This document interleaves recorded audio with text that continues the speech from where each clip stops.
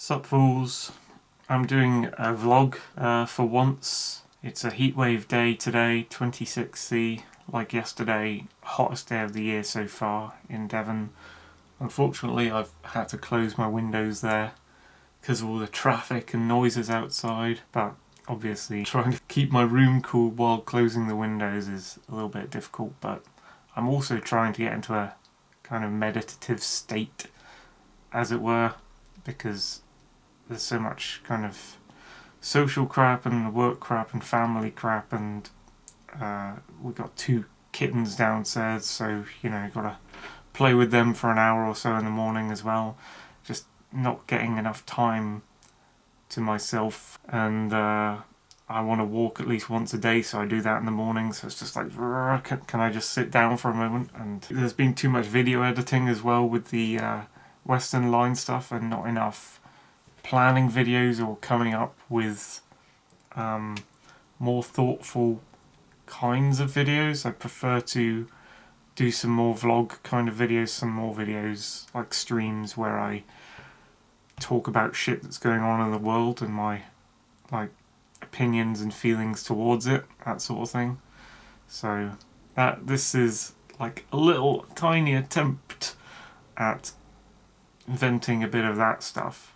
The Western Line project, I'd say, is nearly finished. Got like 3, maybe 4 more places to visit, and then the rest are kind of private tours. So I thought, if I ever do the rest, it would be like flybys with a drone that can see the tour, as it passes by from high up or something. I don't have a drone, so that's not going to happen for a while. So, I'm kind of drawing it to a close with the next 4 visits or so. What have we got? We got Blackdown 2, one trip. Little Tor and Curtery Clitters, another trip. Ravens Tor at Lidford Gorge, another trip. There was another one. I'm not sure we can get to Chubb Tor. I can't remember what the other one is, so it's mainly like that. And then all the zones on the Western Line, little bubbles that are like regions, have been completed. I've done a little narration vid I'm gonna do with clips as like, this is the new Western Line series. This is the introduction to the Western Line, which is basically all the tours down the western side of Dartmoor. That's going to be done, hopefully. Basically, the most visitable tours on that line have been visited, so it's time to start making slightly more presentation-y videos about them. So I'm thinking of starting with zone videos. So the first video is going to be introduction to the Western Line. The next video would be like Zone 1, which contains a bunch of tours in the north, and then Zone 2, Zone 3, Zone 4, Zone 5, all the way down to the south. I don't know how many zones it is, like 27 or something. I don't know, it might not even be that many zones, but the tours must be like, there's got to be over 100 tours. It might be 200 and something tours that I've visited in the past 3+ years with my dad, and made videos about each one. So I think it's time to actually go back to all that footage, and because a lot of that footage, you go out on the moor and you walk the journey and you film what you see in order, and you just see what you bump into, and it's a lot of like leaving footage in, not editing out anything of the journey, like sequentially filming every interesting thing you come to in order. So I'd like to try and take those videos and make a little shorter, tidier, neater, more concise, like just blast it in your face, like, this is the tour, this is what the top looks like, this is what the bottom looks like, this is an idea of how you would get there, this is the sorts of things you find when you're there. These are the other tours you might see from this tour. Bye! Like that kind of thing. Yeah, thinking of doing that. And then we'll, if my dad wanted to walk on Sundays, which was, the main point of walking with Dad to these tours originally was just like so I could have a day of the week that I spend, with my dad. Basically.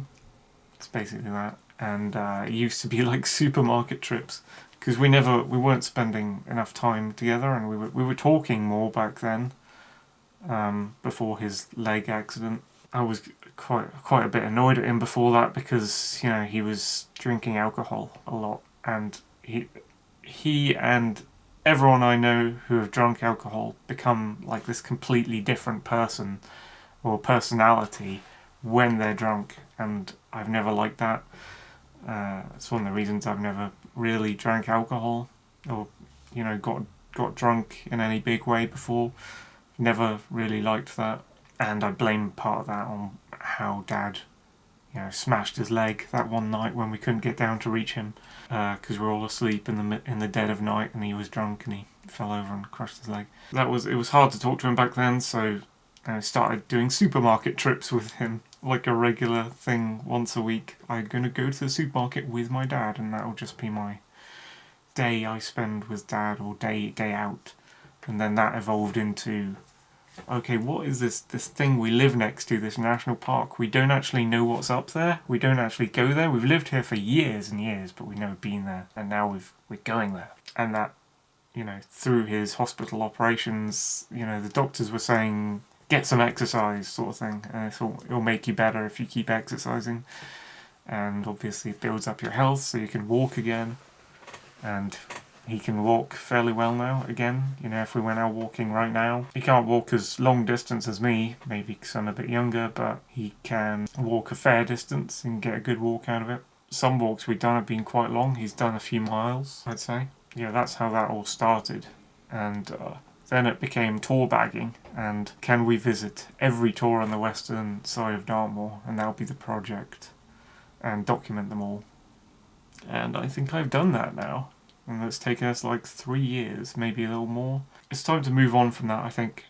And even though we'll still be walking, I'm going to turn this into something, because we got all this footage. It's not really going anywhere other than sitting on the channel. Let's make it slightly more presentational, touristy, and I don't know. Maybe more people will like it if it's formed into something more useful, like describing where these things are, how you can reach them, sort of thing. Yeah. The idea I had to go to Turkey and go to Hair of Istanbul for the FEW surgery thing that I mentioned in my live stream. I don't think as of a few days ago, I don't think that's going to be happening, because I found out after quick research of YouTube, actually it's been hard to find dissenting voices. Like, does anyone have experience with the FEW surgery and Hair of Istanbul? And I always had it in the back of mind, like, I trust this company in the way they're putting things out, because they're, you know, showing loads of different examples of people who've been to their company and had the surgery. But it was always in the back of my mind, like, well, why don't we hear from people who've had the surgery and like 1 year later or 5 years later or 6 years later, and they've come back and told us about whether the surgery was bad or good? Like, why don't we ever hear that? And this guy on YouTube was like laying it out, like, Hair of Istanbul covers up like dissenting voices. They want to present an image that all the surgery and stuff is rosy, and they hide the prices and costs of the surgery up to the last moment. They make their videos all posh and polished and fake classy, you know, how most people do videos these days that, you know, are a bit too mainstream, and SJWs do videos like this, and it's not genuine. Yeah, this guy laid it out that these guys are like hiding and creating fake comments and stuff, and creating fake praise for their company, and hiding the voices of the people who've had bad surgery from them and things. You know, I'm kind of in two minds about it, but I just saw that and I thought, well, it's kind of been confirmed now, that thing in the back of my mind, that this big surgery company, I guess you call it, out to make money, would be disingenuous and hide the bad things that happen with their practice. And I don't really agree with that. I think you shouldn't. I know you're out to make money and keep your company going and keep people coming in for surgery, but you kind of need to be truthful about whether the surgery, has bad effects or not. And a lot of surgery does. It's better to be upfront about that and show it. And Hair of Istanbul don't show it. I mean, ever since I've had this hair dye problem where, I've got my bald spot here from 2012, a batch of bad brown hair dye by Nature Tint following some gingery orange hair dye. That's when my hair started to fall out around the crown and got thinning and everything, when other people around me dyeing their hair didn't have this problem. So, and I've always had a high hairline, but it's got a lot higher. It's just got super recessive there, and it does colour your view on life and make you feel like, oh, I'm an old person now because this is what I look like in the mirror. And I always had this, like, when I had hair, I had this perception of myself that I was a cute boy. Like, I built a lot of my personality, and I still feel it in a way, around love and being cute and cuteness and acting flirty and being sweet and being attractive in a small way sort of thing, small boy.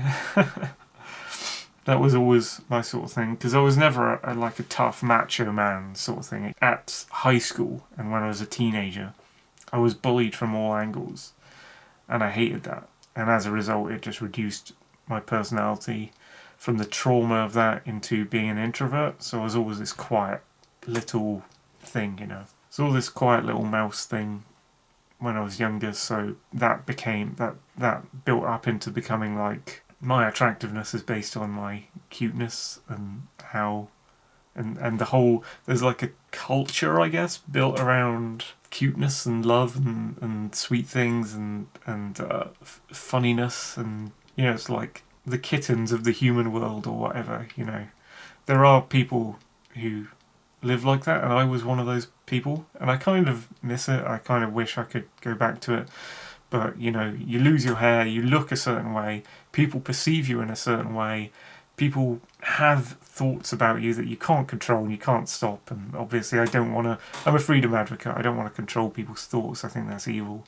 People will have what thoughts they want about you, and you will have what thoughts you have about yourself and other people, and that's that.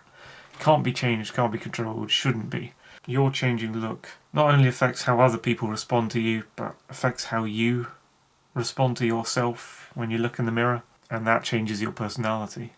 So it's just interesting. That's how my life is, I guess. The more I look like an older person, the more I act like an older person. I'm 37. A lot of the current kiddie generations and stuff have been brainwashed into believing that people under 50 are still old people if they're over, say, 28, let's say, something like that.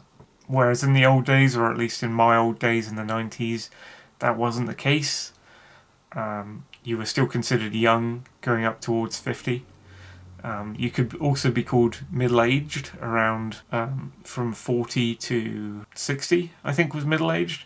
These days people are considering that a lot younger and stuff, and it's not like people are dying at earlier ages, but people have been fed social ideas into believing that.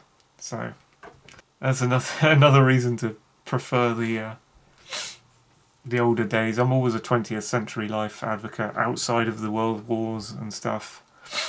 Absolutely love 1900s to 1999. I'd extend maybe to 2003, but after September 11th in 2001, the whole world started shifting one way, and then after 2010, because of the return of communism, the resurgence of the far left, the world turned even worse.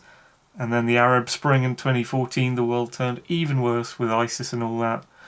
And then this lockdown crisis in 2020, the world has become massively worse, and I just don't recognise it. It's not the world I grew up in. Yeah. A lot of my feelings right now are based on, I'm gonna live like I'm in the 80s and 90s, because I do not fucking recognise this thing that's been laid out around me. So, you know, I find people who also enjoyed their life before all this, maybe my age or older, who lived in the 1980s and 1990s, and they understood that that whole world was different from this whole world, and that that whole world was better, and that everything we're in now is just atrocious and horrific and insane. It's not necessarily to do with aging, although part of it is aging. A lot of it is that people who live in one era in the history of mankind, at one point they pass a certain age and they enter into another set of generations. I don't believe in generations really, so I'll say a bunch of generations, or, you know, a bunch of different people who were born later. Their new era begins while the old people are still living and going into it, like me. And that's happened throughout history. Like, I don't know, well, what's the difference between... So you say a human lives 100 years, so someone living from the year 1800 to 1900, and then someone born, let's say a new era happens at 1850, and someone's born in 1850 and then lives up to 1950. That's like a whole different era. But they overlap, so it's not just like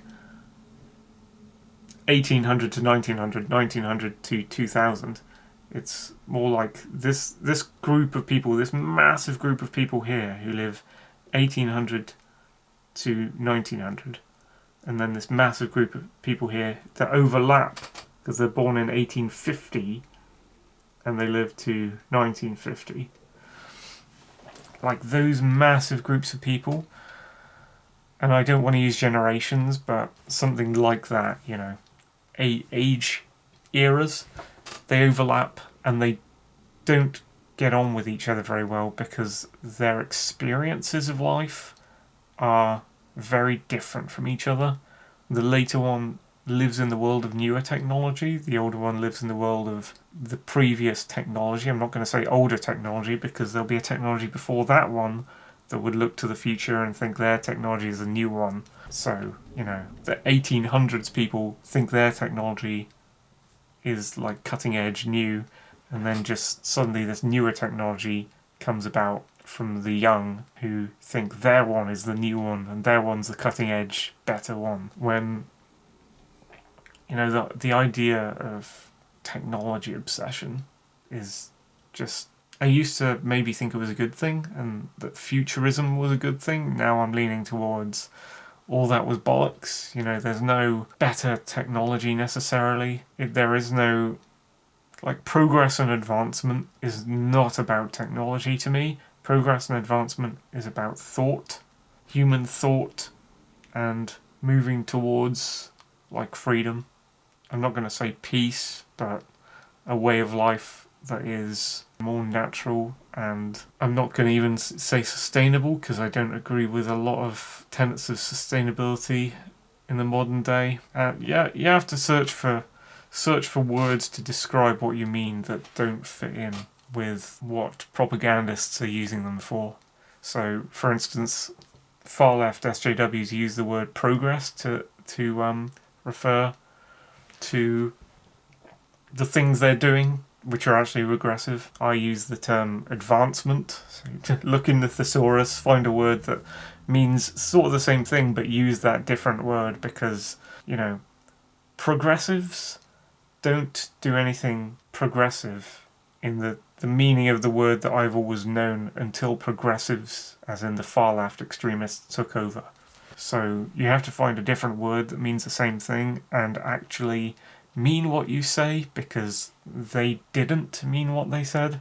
So that's where I am with that. I kind of lose my not my train of thought, but like what the first step of the tangent was that I went on. It was about generation gaps and age, wasn't it? It was about aging and the feelings we have towards age and generations, I guess, and our own personalities. That's what that whole segment of the vlog was about, I think. New subject. So my fallback business, my family's business where I work, we have 2 shops, and they've decided, my parents who own the shop and my dad who does the accounts, to sell the shop where I'm working, the more northern of the 2 shops, and keep the southern shop going still, in order to keep having enough money through this weird inflation crisis thing, which might just get worse, and to keep paying the bills for the house that we're in further into the future. And so they said staff were their biggest overheads, so one staff member has left of her own accord. The other staff member they've let go in the southern shop, and so we have less staff, and less of us will need to be working, I suppose, but they'll be paying less staff and we'll be paying less overheads for the shop they're gonna sell. The lease runs out in August, so at the end of August my parents have planned to sell the shop or close down the business in the northern shop that I work at. Anyway, I think that's going to have bad effects for me. I never wanted it to happen. I don't think it should be happening. I also, in a way, I don't think my mum should have got kittens, but that's a whole other story. We've got them now, so we have to give them as good a life as we can. I was reaching certain thoughts with that I don't think it should have happened, and then she just turned up in my room one day and went, "I want to get kittens now." So I was like, okay. But yeah, I don't think it should be happening that my parents are selling the second shop in the north where I work, because I'm used to that shop and the way it happens. I mean, I've always hated it, and it's always been a fallback because I haven't been able to successfully get other work through my life. I've applied at hundreds of places and had a lot less interviews, say tens of interviews, so not many interviews, and obviously not been picked for many of those interviews to begin a job. It's very difficult to find work, especially with, like social anxiety and introversion like I have, from the trauma of bullying that happened earlier in my life. Yeah. Bullying is not character building, guys. Sorry, I don't believe in that myth. Sorry. Bullying destroys you completely to the point where you are not strong in character as much as you should have been. Confidence and all that. Yeah, so, I mean, I've never really liked working in our business food shop, but I've had to do it, and it's given me work and it's given me some kind of small level income. I've never earned that much at all. I haven't earned over, I'm not going to say, but I haven't earned over an amount that most people have, I think, easily earned over. So I'm like a poor person living in a middle class person's house, essentially. Yeah. It's a weird thing. Could call me middle class, but I'm not earning enough to be working class. It's weird. And I've gotten used to it working in the north shop, shall I say. I know the practices there, I know how to handle it, I know how everything works. And on the rare occasions when they've brought me in again to work in the south shop, which is a slightly bigger shop, I'm not only out of my depth, but yeah, I don't know where all the products are.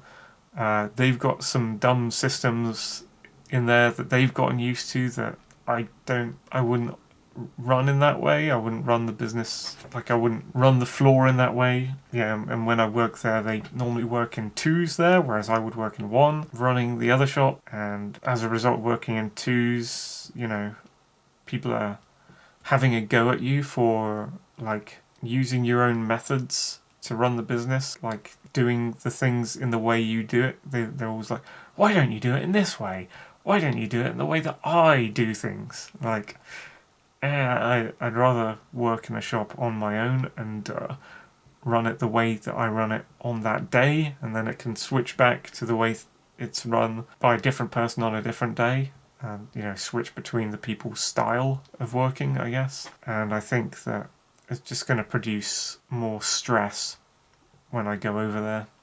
And I might just eventually end up leaving that shop out of stress after August when it happens. There's too much stress in my life again at the moment. And then if that happens, then I've got to try and find work somewhere else. And that is also very difficult, as I've explained before. people don't seem to have, like, bosses don't seem to have patience, especially for introverts. And they don't, a lot of them don't seem to recognise that each person has their own working style, and they can't accommodate for that, so they just fucking pressurise the fuck out of that person, and you just end up leaving again because you're too stressed. You'd love to stay put and you'd love to do work, but if work is, you know, being yelled at by your boss for doing your best all the time, like, I mean, if your best isn't good enough, then how are you meant to work the job, you know? You can only do your best. You can't do any, there's nothing else up there. You've reached the top of the ladder, you know? So it's very difficult, and obviously I'm pro-freedom, pro-liberty, anti-authoritarianism, so I don't respond well to authority at all, and I think that's always been the way, and I think that should be the way that everyone thinks of authority. Do not comply, do not respond to being controlled, unless you're getting something very good out of it and there's a contract and you're being paid to undergo, you know, paid well to undergo harsh times, like there's something in it for you, that you have some stake in doing it. Like, go and work in the smelting works, pleb. Like, okay, how much are you going to pay me? No, go and work there for free. I'm not going to pay you anything, just go and work there. Like, no. Go and work there. No. It's like, okay, go and work there for a certain amount of money, a decent amount of money per month. It's like, you know, I could do a lot with that money. I could have a good life with that money. How bad is the smelting works again? You know, I'll go in there. I'll work for that amount of money. You know, that's the way it should be. So I think that when I do a stream again, if I do a stream, I mean, I'd like to do a few more streams. That would be where I talk about, like, current events and world news a bit more, because there's always crazy stuff going on. It's so hard to keep track. Like, everything, check back to my life as a forest analogy video, everything coming out of the news is just uniformly bad, and if you pay attention to it, it's just like, here's an insane thing that's just come out now. Oh, next day, here's a more insane thing than the last thing that's come out. The next day of the week, here's an even more insane thing than the last thing that's come out. And it's like, it keeps getting more insane, and the people who want to enact these policies and do things in the world, they either don't know that somehow, fucking, who knows, I don't believe this is a thing actually, they don't know that what they're doing is incredibly insane and immoral and wrong and harms loads of people, or they do know and they're just doing it. Yeah, it's the malice versus incompetence rule. You know, more often than not, because what's the phrase goes, never attribute malice to what could be incompetence in an action, like, but more often than not, I find that it is malice, especially these days. It is not, these people can't do their jobs, they're dumb, they're tripping over, they're making mistakes, and that's leading to horrific bad things. It's, these people want these bad things because their ideology and what they believe in says that these horrific bad things and hurting all these people is good because it's beneficial, usually to themselves and to their friends. And that's like the elites in power. That's like the globalist elites and the far left, Klaus Schwab, and, you know, the EU and the UN and all these far left ideologies and globalist groups that have come out primarily out of Germany, who think they now control the world and are acting like they control the world and are laughing at the public because the public are too weak in most cases to rise up against them. Although not in Sri Lanka at the moment, it seems, and maybe not in Holland. But yeah, it'd be nice to talk about the Holland farmer situation a little bit on stream, so I'll probably do that. But for vlogs at the moment, I'm trying to talk about more close to home personal stuff, I guess. Although my batteries are running low. So a lot of my problems at the moment, where I am in my small bubble, are a lot of them are about family down here, and a lot of it stresses me out about family, because I want to be able to talk about it, And I think if I had a partner right now, I would be talking about it all the time. And it's about, you know, I'm in this house. I can't get out of this house for a while, not until I earn enough money for like a flat or land or something. And knowing how much I have in my bank account and how much money is coming in, I don't see that happening for a very, very long time. A very, very, very, very, very, very, very long time. Maybe never. Unless something changes, money starts coming in, like someone decides they want to buy art from me, or decides that my audiobooks are actually worth something and would like to pay me for something that I do and that I put work into. Because I do a lot of putting work into things for free, and it's really kind of sad that the things that I put a lot of work into for free for hobbyist shit, yeah, there's no demand for it, it seems, or there's very little demand for it, or I'm not currently seeing the demand for it, or the demand for the stuff that I do is not something I have run into yet. So a lot of my problems here in this house, which, you know, I need my own sanctuary in life, but you can't really do that without your own land. I think when you have your own property, in terms of land and, you know, your own owned house, not rented house, then you can actually be like a free being. You can have your own sanctuary, I call it. You have your own place where you can talk as you want, do what you want, do whatever with your surroundings. You know, play your music loud. I can shout. I can express myself. You know, these are things I can't do living here where I live now, and so I'm just I'm this ball of stress and frustration. A lot of times, my family is very controlling. My dad's the least controlling.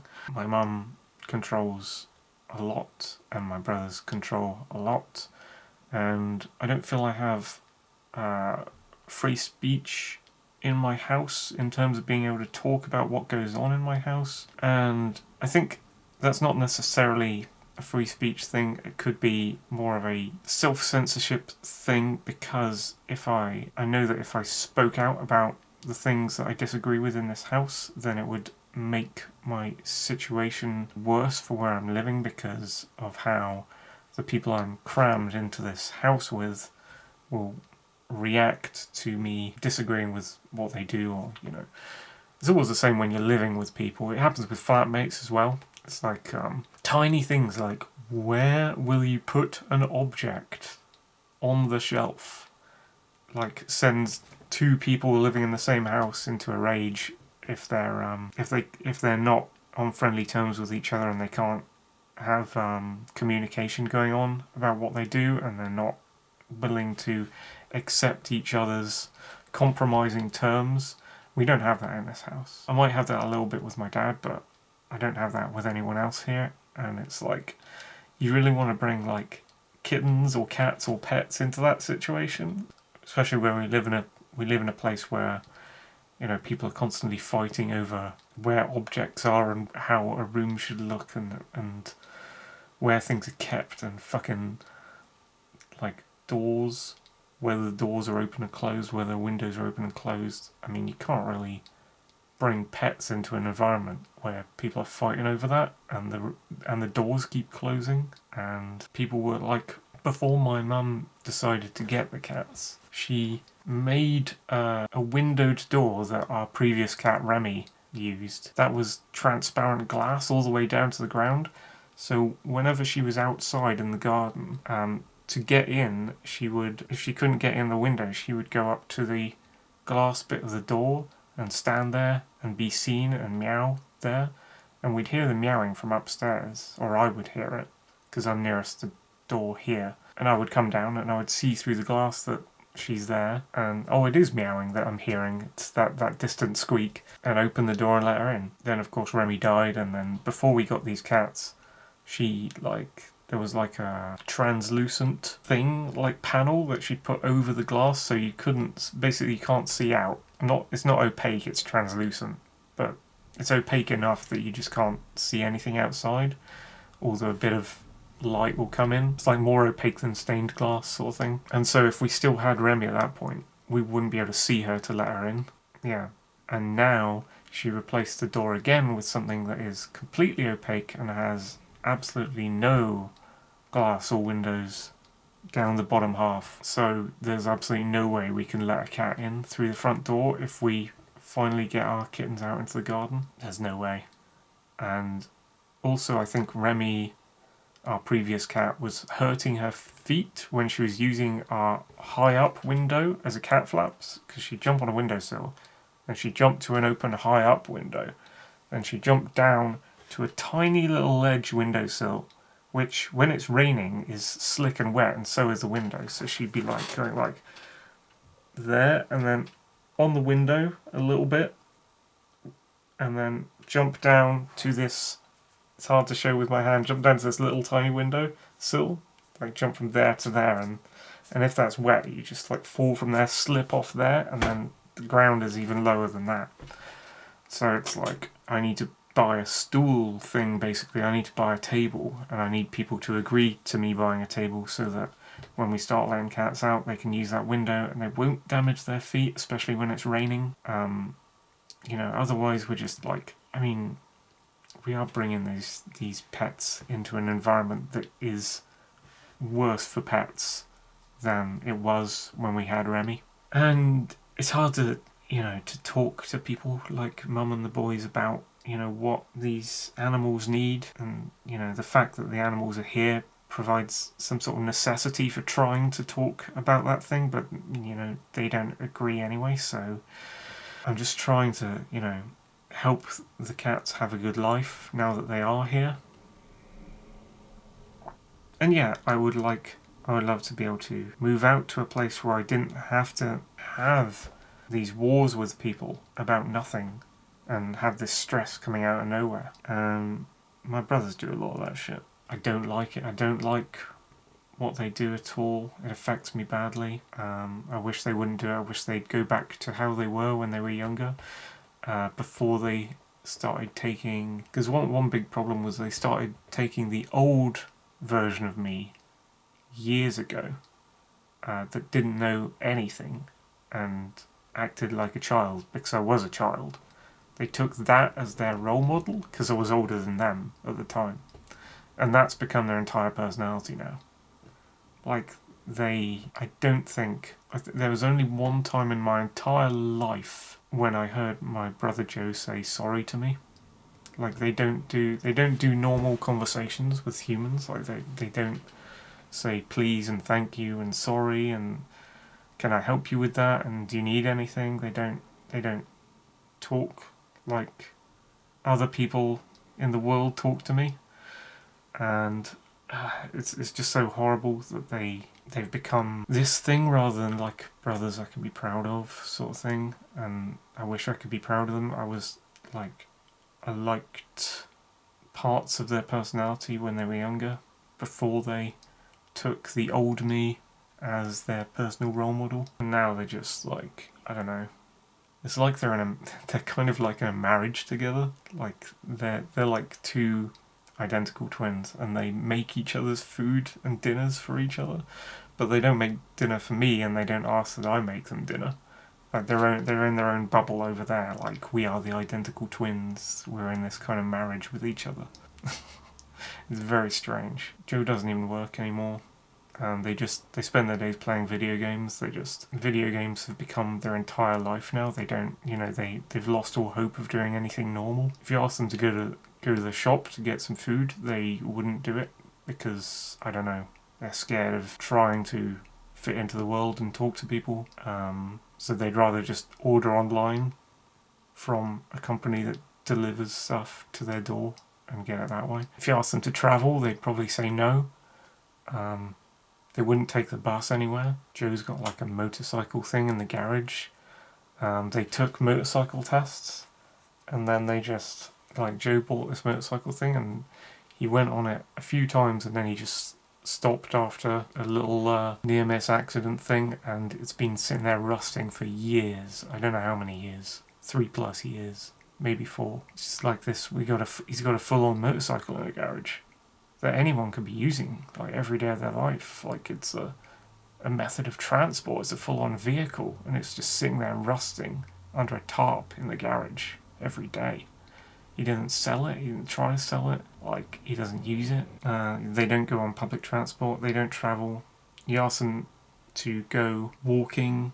They wouldn't go walking. They wouldn't self-initiate travelling or walking themselves. Joe doesn't try to get a job now that he's been out of work.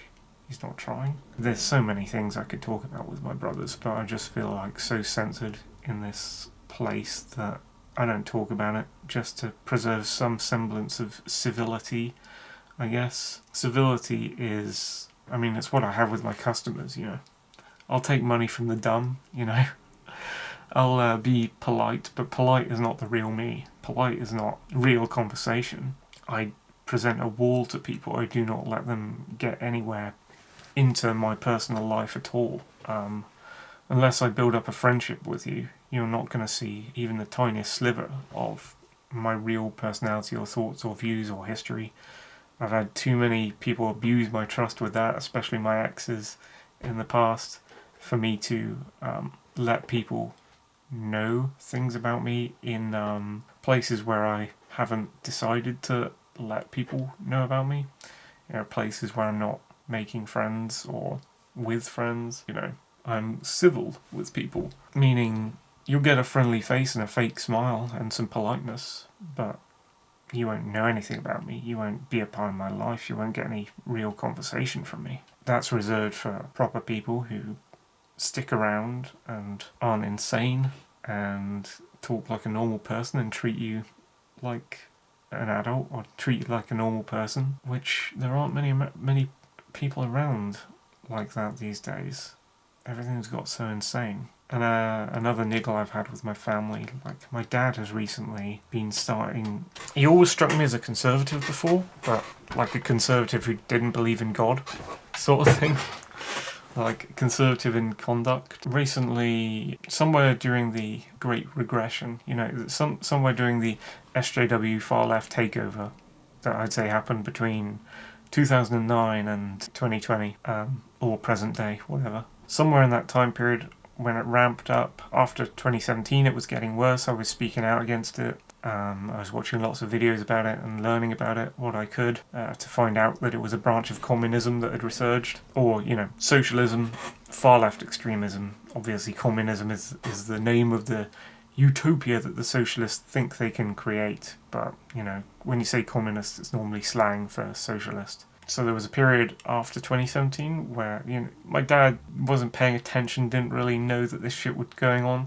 He'd always been like stubborn-minded, skeptical, very fact-based, against political correctness. He's always been that kind of guy. And so I started bringing it up to him, like started revealing to him, because it was all pent up inside me, started revealing to him like, there's this shit going on, Dad, and you should notice some of it because it's fucking everywhere and it's just appeared, and it's to do with feminism and political correctness and Black Lives Matter and race arguing and all this. For those years after that, he got it, he understood. I didn't tell him everything, I couldn't show him everything, which he's the sort of person where you try and say, Dad, do you want to watch a video? And he'll be like, no. Dad, can I show you this thing? He'll be like, no. Like, Dad, can I show you what Batman is so you can understand what Batman is? I always use this example because it's this really simple story that everyone knows, and once you understand what the story is in its essential form, you can understand like thousands of conversations that are just happening all the time in real life between people, and you can understand the cultural reference. And Star Wars is another one, and there are things like this, not just like fictional stories, but there are concepts like this. And I just like, Dad, would you get into this so that we could talk about it, and then we could see the world and explain the world through this, use these things to talk more between each other and understand the world? And he's like, no. So I couldn't at the time show him, because he refused to look, all the videos and evidence of all the screeching, far left extremists that had just poured out into the world, especially on college campuses and activist protests and into government and into courts and into all the institutions. Like, we had the evidence in front of us. We had loads of video stuff of these psychopaths tearing through everything. Like, what was that woman? Zara? Not Zara Sultana. That's a politician. Zara someone, I think. Or, there's an Indian girl and she's making fun of Humongous. Do you know Humongous? There's a clip that went viral, as in went popular and spread everywhere, of just this dad who was at like a police meeting or something, and he's making some jokes, and he's like a little overweight guy, and he's like, suddenly this crazy feminist just comes in and goes, "Are you sexually harassing me? Are you sexually harassing me?" And he like said absolutely nothing. He like said, "I'm fat. Would you tell me your name? I don't know if I'm comfortable with. Would you tell me your name? I'm Humongous." And then she's like, "Are you sexually harassing me with that?" Like, what? And then she just pursues him down a corridor, and she's filming it on her.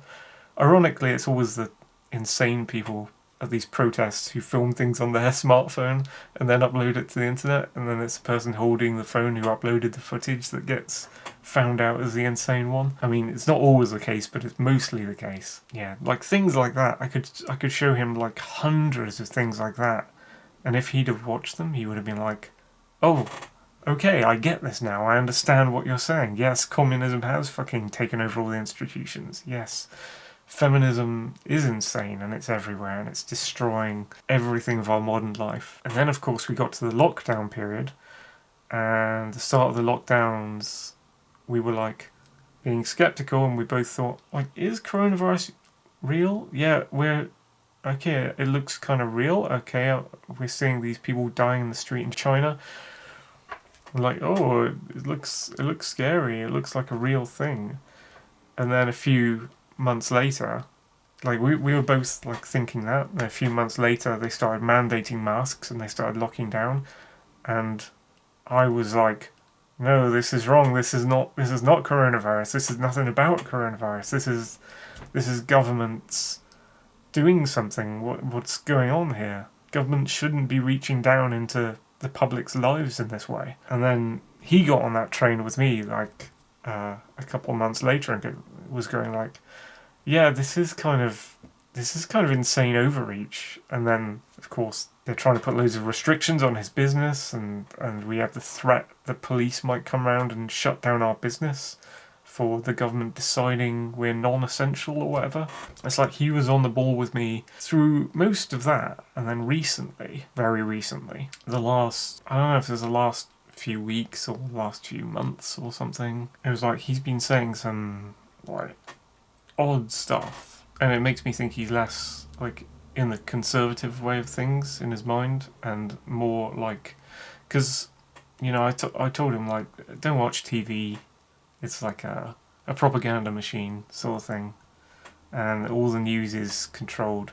And like, once I've been like telling him the route of lockdowns and things, like he was on the boat with me explaining what the social justice warriors were doing, and now it seems like he's not on the boat with me in explaining how the lockdowns came about and what that is. So it's like the World Economic Forum and things. And then more recently, like freedom advocacy in general, he's not been getting it. I think he's been sort of going down the road of like saying some odd things like communists are people too, and maybe the government is right to do this. And he's been saying things like that are a bit authoritarian, like a bit against free speech. Like he's saying like you shouldn't swear. Like he's been misjudging the character. He's been trusting everyone he meets. He's not been understanding the whole SJW thing I've been talking about. Like the people who have been trying to lock down and close his business, and the fuel crisis and the Ukraine thing, they're all tied together. This is the same thing that has been affecting his business, are the people who have the certain personality and are activists when you ask them for far left policies such as like the climate agenda, forced depopulation thing, white privilege, patriarchy, believing that we should see colour and that we should segregate the races. Like, my dad's not quite linking the things together there. He's not seeing the links between them because he's not, I guess it's because he's not looking at the videos and he's not online, like listening to people talk about this stuff and looking at the social media. I don't blame him about not wanting to look at social media, but the thing is, you're seeing how people are responding to this stuff that's going on. You're seeing the pushback, you're seeing the people, and this has spilled out into real life now, so it's not only on social media. I mean, you understand that Twitter is not real life in some ways, but in other ways it is real life, because these are people who are out there, they're shaping policy, they're in positions of power. Like, I don't think he understands. Like, we bumped into a person the other day and he was like, oh, this person's alright, like, I'm gonna treat them with kindness. It's a normalish person. I don't think he understood, and I could recognise it immediately. And if I asked her, I think the proof would be there that she believes in the ideology. If I could go back and create a whole argumentative scene with this psychopath by just asking, what are your views on abortion? What are your views on white privilege? What are your views on rape culture? What are your views on socialism? What are your views on the current crisis? What are your views on Biden? She would come out with the exact ideology line. I'm absolutely confident that I would be proven right in that. And he just doesn't see it, and he was like treating this person like just any sane member of public sort of thing, but they weren't a sane member of public. I think it's like normies versus pols sort of thing. I'm a pol. I'd love to be a normie again, but I don't know if there's any going back. I try as much as I can to get back into the normie mindset in some ways, at least in, wading past politics to some extent, so I don't get stressed out by it. But once you've seen what has happened in the world and where it comes from, you can't really go back. I don't think he can easily draw the connection between some types of personality of people you see in public based on what they say, that gives us signals and clues to what their ideology is, which is very well set out ideology and is just everywhere. And once you know the signs of what you're trying to look for, you can see who is and who isn't. To a mostly accurate degree, I'd say like 90% accuracy, for someone who knows what the SJW ideology is, that they call, interchangeably woke, far left, progressive, communist, socialist. The conservatives in America wrongly call it liberal. It's not liberal. So that one's a misnomer that I hate, by the way. He's not good at spotting these people when they're right in front of him, I think is what I'm getting at. And that these are the people that were trying to shut down his business, and that these are the people who are in power right now, and that these are the people that are the reason why the fuel cost is high, and that these are the people that are the reason why people are trying to dig themselves into the war in Ukraine versus Russia. I don't think he fully understands that. But the more abhorrent thing is him doing things against free speech. I can't stand that, so I have to bring him as much away from the brink as I can. That he should not try and control other people, and he shouldn't be against other people saying things that are offensive or may offend. Everyone needs to offend or say things that may be perceived by weak people as offensive. There should be no taboo words in the world, because that leads to hate speech laws, and hate speech laws are basically government protecting themselves from the public so they can be authoritarian and crush the public, which is what is happening in the world, especially in places like China and Holland and in our own country. And in America, essentially everywhere after the 2020 March lockdown crisis began. And he's saying oh, wow, Tom, look, this amazing news has come out. This is amazing news. Did you see the news? Did you see the news, Tom? I'm oh yeah, the Holland tractor thing. The farmers are rising up. I'm no, that's not the news. I'm okay, the Sri Lankans, they're rising up against their government. No, that's not the news. Boris Johnson is stepping down, and there'll be a new prime minister. Like,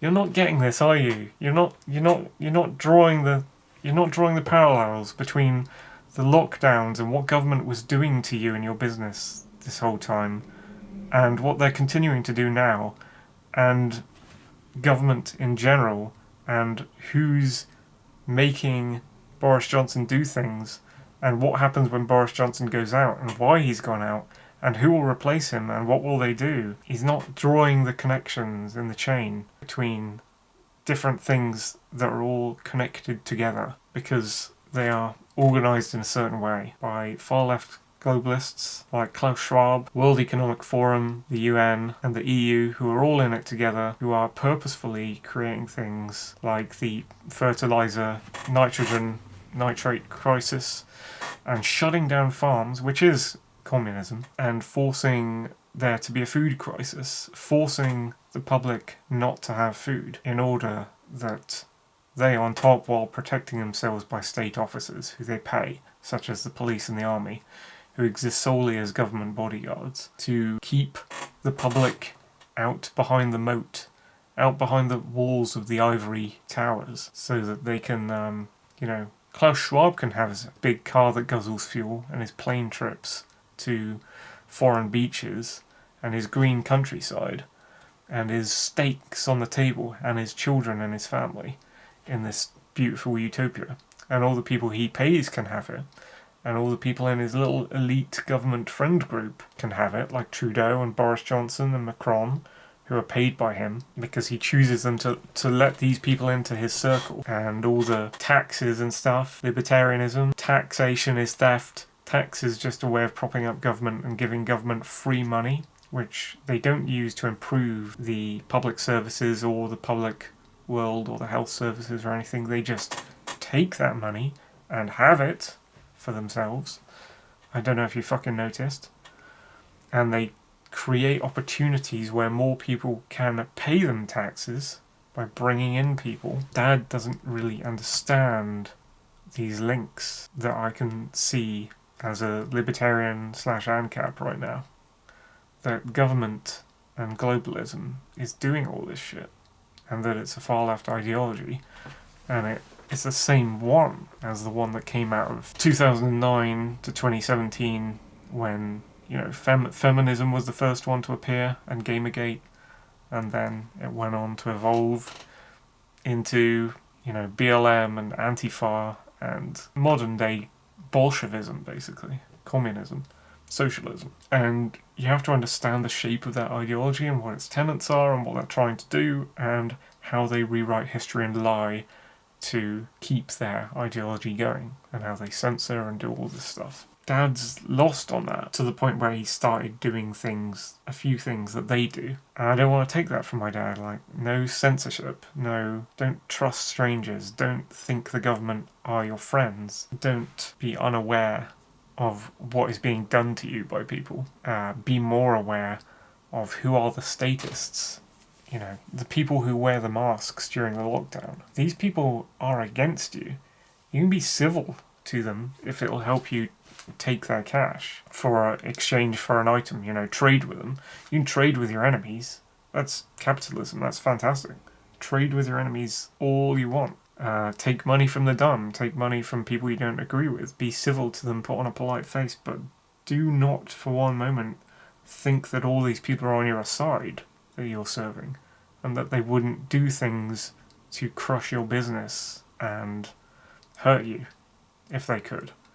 I don't think he's quite understanding the difference between civility with an enemy and, for mutual benefit, and like things like friendship and things like knowing someone and helping someone who is on your side because they're doing the right thing, sort of thing. This is going to be a fucking long vlog, I can tell you. I don't think I need to do too many edits though, but I'll need to watch it through. Yeah. Just trying to pinpoint different things, different links that have been bothering me, and I haven't distilled the thoughts into clear thoughts, so it's like a stream of consciousness kind of thing. I've touched upon most of it. I'm a stress ball here, kind of trapped in this situation, with, there are some family issues. There shouldn't need to be things like that when there are a lot worse issues at the same time outside the house. You need to have good localism in times like these, and I'm just not getting it here. So this video has made me realise so far that I have a lot of different things, that I want to talk about, and I don't think I can do that in one video. Vlog-wise, I mean, like spilling my thoughts about some noisy fucking traffic. I've shut my windows on this heatwave day, and it's actually, at the moment it's managed to make my room cooler. That's peculiar.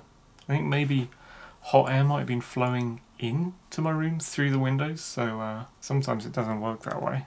Like when the sun's shining directly in, it's kind of overcast, hot right now. It might be that I need to make more vlogs. I don't know if I'll be able to. I just need to, in order to make vlogs, I need to have subjects that I need to vent on, and I need this little meditative state where I have quiet time to myself, and I know I don't have to do 8,000 chores over here, and I know I don't have the pressure of, you gotta be somewhere right now, like, oh, you gotta walk, you gotta see to the cats right now, you gotta have a walk, you gotta walk with someone else, you've gotta work, you gotta prepare for something, you've gotta do this editing here because you've done a walk. In fact, I do have some editing to do we walked to Buckland Abbey the other day, which is where one of my old houses were. So that is actually a little pressure on my mind, something to edit there.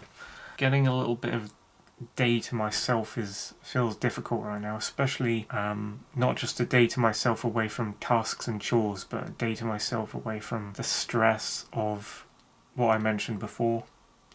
People just acting weird around here, and there are other people who act weird that put stress on me, like one of my bus drivers, I think, has it in for me. Like, one of my bus drivers hates my guts, and I haven't done anything to him. I literally pay to get on the bus, I go to the bus, I sit down, and I look out the window and listen to stuff. But I think he's a pro lockdowner, even though he's never worn a mask himself because he's been behind his plastic screen thing. He's like, he's had conversations with customers in earshot of me who were masked during the lockdown, saying, like, confessing that he, like, believes in the whole crisis and the lockdown, he believes in what the news is telling him and stuff. And it's like, alright, you believe that, do you? And so for him to see me without a mask the entire time, I think he has it in for me. He probably rages and rees about Novak Djokovic. Perhaps I should talk about that on my live stream when I'm doing current events shit. Kind of hard to separate that out, separate my private stuff onto vlogs, then my current events-ish stuff onto live streams. I might start to try and do that if I can. It's kind of difficult to do though. I've got to make videos for my second channel, I keep forgetting that, and that's going to take the form of, like, old stuff, like nostalgia stuff mostly, I think. So going through old sketchpads, going through old, like, social media posts and stuff like that, and trying to build something out of it. So that channel is going to be a bit more like this video. It's going to have more personal stuff on it rather than presentational mall walks and stuff. I also want people to fully understand that I'm not just a hiking channel that does squeaky clean videos that are mainstream and that don't contain my political views and stuff. That's another thing my dad doesn't get, is that I am not just gonna produce things that he might have seen on TV in the past or whatever. I'm still me. I still have my views. I'm still against governments and the far left, and that is gonna show through. My whole ideology is gonna show through in what I do, and I don't want to censor myself, and I don't want to be repentant about, who I am and what I believe. Whether he wants me to be a certain way or show certain things in videos or not, it's not going to happen. I'm going to show what I want to show, and everyone, including him, is going to have to deal with it. Yeah, I'm not going to become just one of these straight hiking channels that toes the line into slipping into authoritarianism. The leave no trace thing, in my camping vid, I did a little scene there where I was always planning to do this scene, and I was trying to do it on the fly, so I didn't have it scripted or anything, but it was like, all these camping hiking channels get into this cultist, collectivist mentality, leave no trace. Some of them even do safety stuff, and I'm completely against safety. And it's like, I'm injecting my videos with like the opposite of that. So a hiking video, a lot of hiking videos who aren't connected to each other, but are like trying to, for some reason, think they're part of a community, are fucking going, as always, leave no trace. That's where I camped, point at flat bit of grass. Do you realise what you're doing here? You realise you're building collectivism here, and identity politics. You realise what that is. And I do realise what that is, so I put that little skit in. How'd it go? It was like, as always, don't join collectivist cults. And that was my partial joke, partial political freedom act. You know, stop doing this, guys. You can say, hey, I don't like littering, but to do this thing where you're joining, like, chanting with loads of other people who are chanting a line. This is what people at protests do, to drown out other people who show up with dissenting voices by chanting something really loudly, like drone-like NPC robots, to drown people out. You know, they're not open to conversation, they're not open to debate. They'll just go, whose streets? Our streets! And when you go, well, I mean, are they, who is our in this situation? Like, are you a group? If you are a group, you don't own our streets. I mean, I live here too, and they'd be like, instead of answering your conversation with them there, they'd be like, whose streets? Our streets! You know, they get more loud, more in your face, more drone robot-like. Just, they do the chant. And that's what Leave No Trace is. That's the beginnings of another one of those. Collectivism. Which is not just far-left ideology, but also far-right ideology. I'd like to point that out.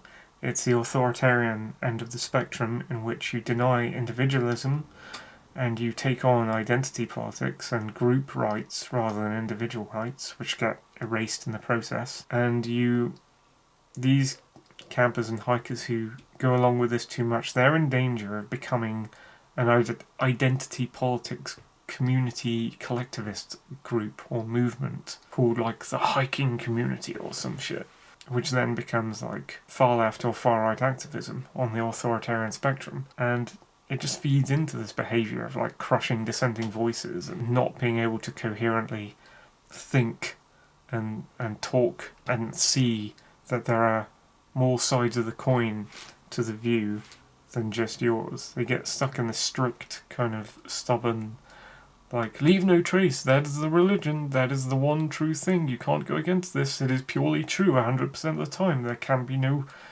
other moment when it is not true, when that's not strictly true, is it? Because everything is a dichotomy, everything is one thing and it is another at the same time that coexists, so there might be occasions where leave no trace is not acceptable and not correct. You haven't looked into it. You've just kind of spewed the line. I mean, I could go into that myself right now, maybe. Not deeply, but you know, what if you wanted to leave a trace? What if it was a good thing to leave some sort of trace in a place you've been? You know, you watch the film Troy, Brad Pitt in it, and it's retelling the myth, I think, from the Iliad, the Trojan horse that goes through the gates of Troy. You know, the soldiers get out, that sort of thing. There's some great stuff in that movie, really poignant stuff. I might want to rewatch it again, actually. It's got Eric Bana in as well, hasn't it? There's some great stuff. Oh, I should do movie reviews. So, what's Achilles? Achilles is a character Brad Pitt plays. There's some great stuff with Achilles where his whole character is about preserving a legacy, preserving himself throughout all of history, because he knows that he's this hero and he wants to live forever, but he knows he can't live forever and one day he'll die, and he wants to at least find a way to live forever in some other way. So his way of doing that is to make his name live on forever and his legacy and always be remembered into the far future. You know, to create that everlasting myth of himself. Despite being, I think, a fictional character, I think it's from the Iliad, the whole Trojan horse thing, so that's actually a fiction. Whereas 300, the film, which looks like a fiction, is actually a reality the Leonidas thing with the Spartans at the gates of Thermopylae, that actually happened, but was presented as a myth in the 300 movie. The fiction of Achilles and Troy didn't happen, but is presented as like a real reality historical account through the movie Troy. Yeah, that's always kind of funny to me. I like that weird idea. Yeah, so it's like living forever by presenting your legacy. We're on Leave No Trace, right? That's what we're talking about. What if you want to leave a trace? What if you want to go to a landscape and find a way of tailoring it so that yourself can be projected throughout history by creating a cairn, say. A cairn isn't Leave No Trace at all. And people create cairns all the time. Other people come and they try and knock down those cairns.